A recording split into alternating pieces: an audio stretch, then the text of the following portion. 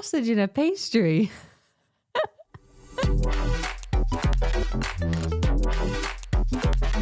Hey guys, it's Amanda. I'm an American who has lived in the UK, more specifically England, for many years. And if you've watched any of my videos, you'll know how much I love and appreciate my life here. So I came across this video, American Reacts to English Lifestyle, and I had to give it a watch. I'm always so curious to hear other people's thoughts of living abroad. So that's what we're going to watch today. But remember to leave your recommendations in the comments. Food in England is interesting. There are many great things about England. And the British food is probably lower on that. That doesn't mean they're not great cooks. It's just the type of food that is very British it's more plain than other foods. A lot of potatoes, a lot of vegetables, and it's great, but very plain. But there were also some English dishes that I loved. Their roasted potatoes just are to die for. They are. I wish we had them more here in America, but I love their roasted potatoes. I love their desserts. Their trifles are to die for. And fish and chips is always a good option as well. England brings probably the best out of the cultural foods, especially the Indian foods, and the Chinese food is great there.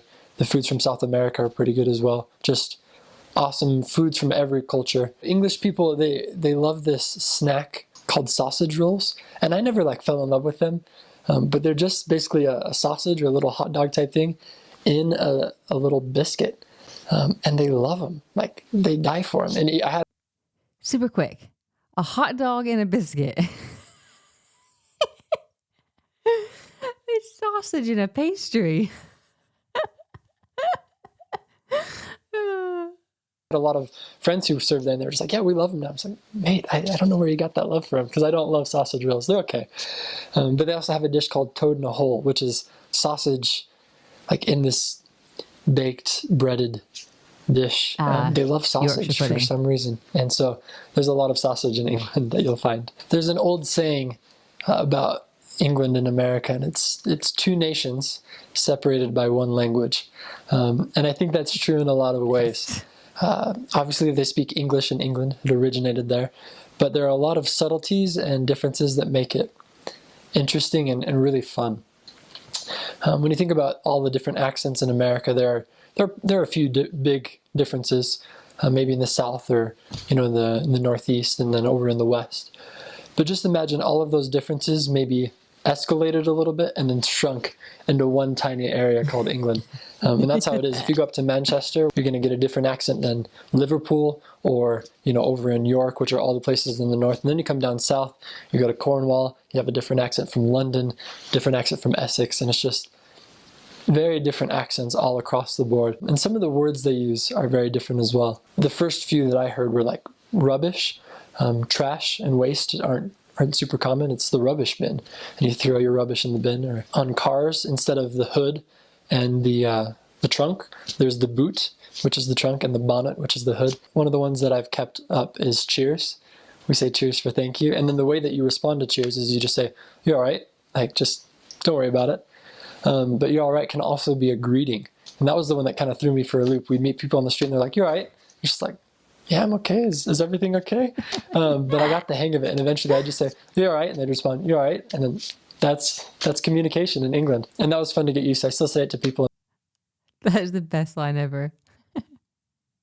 That is communication in England, and that is so true. I know I've talked about the language so many times in my videos, but you don't realize how different it actually is until you're here. I was just so naive to it. And the accents and the words, completely different depending on where you are in the country. And they're like, yeah, sure. And it's just fun to think about. Everyone calls each other mates instead of hey man or sup dude. It's hey mate or you're right bruv. That's a common one for us to hear, especially in Essex. And in Essex, they have a very laid-back accent. Things are very chill, and the accents are very different from a proper London accent that you would think about. If we were to ask a question, we'd be like, how are you doing? But in England, it kind of goes up and over, like, you doing all right? And like, can I go to the store? And I came back and said that to my mom, and she thought it was so weird. And I used the word toilet because that's at least in London, that's a very common word. Up in the north, they use more of loo, or the WC, the water closet. But I would ask my mom, can I go to the toilet? And she's like, ew, Richard, no. First of all, don't use toilet. And second of all, don't ask it like that. I was like, sorry. But that was just something I had to get used to, that Americans were very different. The R's are softer, the T's are more pronounced. I came back speaking differently. I feel like I'm speaking differently now thinking about it. I'm not the best at accents, but someone in London might say, you doing all right? Are you going to pop around the shop later? And then someone in Essex might say, you all right, bruv? You going to pop around the shop later, mate? And that's just kind of to the extremes that you might see in the London area. I'm going to the store later, mate. My laddie. I'm going around to the store later. That's Scottish, kind of. My Scottish friends are going to hate me for that, but we'll see. South Kensington. It was just beautiful. The architecture was phenomenal. The sites were just incredible. It was right next to the chapel's on the same street as the Natural History Museum, the Science Museum, the Victoria and Albert Museum, which is probably England's premier art museum. It's right across the street from the Royal Albert Hall, which is one of the most famous performing venues in England, the Royal College of Music, and also across the street from Imperial College, which is one of the top ranked universities in the world. So it's just a very high profile street. The street is entirely made of, I think it's granite, just really pretty, really beautiful. Everything there is expensive. Just down the street is the Lamborghini dealership. So we see Lamborghinis all the time. Ferrari dealerships around the corner as well. Just a really fun place to be. There's an area called Holborn in Russell Square. I don't know if you've seen this TV show called Sherlock, the one with Benedict Cumberbatch, but it starts off in this park. And I remember I was watching it with one of my companions and we're like, that's Russell Square. That's just a little taste of what London's like. Overall, I thought he was lovely. He was so complimentary. I'm curious why he moved here. I'm assuming maybe university or work, but he clearly enjoyed his time here, and it sounds like he really fit in. But he made a lot of great points, many things that I thought about when I first moved here. So I'm glad to know that those are all common things that people thought about. But you don't realize it until you're actually in the thick of it. Like just how different it actually is.